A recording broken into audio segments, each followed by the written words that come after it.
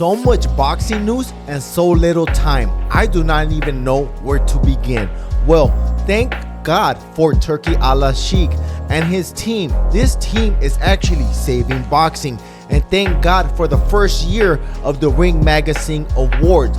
These boxers really do need something like this to uplift boxing. And I cannot wait for what Mr. TURKI ALALSHIKH has in store for the year 2025. There was a lot of stars in this show, and I'm really only gonna talk about the top fighters in America. Even though I love the UK fighters, but I'm an American. I live in America, so that's what I'm gonna talk about.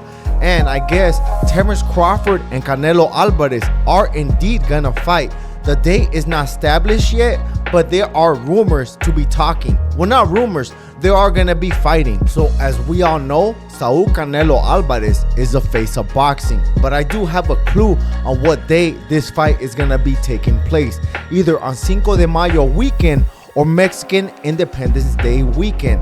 We don't really know, but I hope it's on Cinco de Mayo weekend. Let's start this fight with a bang. Don't get me wrong, guys. I know Terence Crawford is a great fighter, ruling 135, 140, 147, and now 154. Even though he barely got acclimated at 154, I really do not give him any chance in hell. Just like Mr. McMahon's song, he is gonna lose to Canelo Alvarez. There are just weight classes for a reason, and I cannot wait for this fight to happen so I can rub it on everybody's face that there are weight classes for a reason. And Crawford actually came up with this idea when everybody told him that he beat Errol Spence easily, but Errol Spence is a 147 fighter, way off 168 pounds. So I am pretty sure as soon as Canelo lands one punch, the same punch that Charlo got hit with and he got knocked down, I'm pretty sure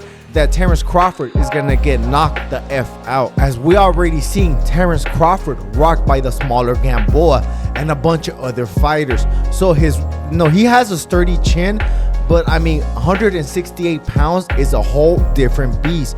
He's gonna go in there straight with the big bad wolf. Now, changing topics, as we all know, Devin Haney and Ryan Garcia got in a boxing fight on 420 last year, and Ryan Garcia beat the living ish out of Devin Haney. Even though Devin Haney did have some good moments in the fight and he did try, he showed a lot of heart. Devin Haney is a great warrior. He's a good fighter. But Ryan Garcia does have his number, and all it took was a left hook. So as we all know, Devin Haney was suing Ryan Garcia for assault and battery with the street mentality, West Coast Rider Academy. Well, yes, Ryan Garcia got sued by Devin Haney for that, and Ryan Garcia said if he does want the rematch, he's gonna have to drop the lawsuit. And not just that, Ryan Garcia does not want to enroll with BADA. He's gonna use USADA or for some other agency. Like I said, I've never seen so much boxing news back to back, because Ryan Garcia also came out in an interview in the same place saying that him and Teofimo Lopez are actually gonna lock horns. And Ryan Garcia did make a good point. He's gonna be the only one that already fought all four kings. Well, he's the fourth king, but that's three of them. And not only did he fight all three kings, he did it basically back to back. First Tank Davis, Oscar Duarte is no slouch, then Devin Haney, and then now Teofimo Lopez. That is a G. Ryan Garcia is a freaking G. I know Ryan Garcia has not been a champion yet, but he is fighting all the champions, and I gotta give my boy his flowers.